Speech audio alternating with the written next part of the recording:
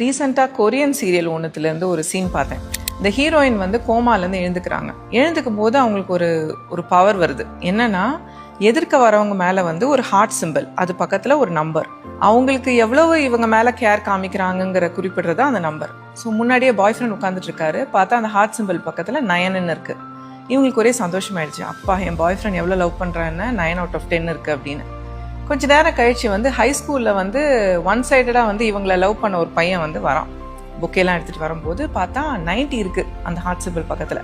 அப்போ தான் இவங்களுக்கு தெரியுது, it's out of 100 the mark, not out of 10ன்னு.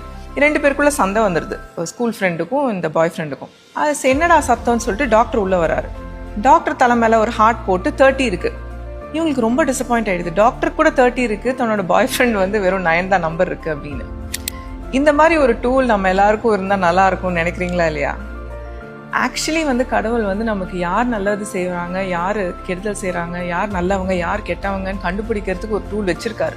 அந்த டூல் பேர் தான் கஷ்டகாலம்.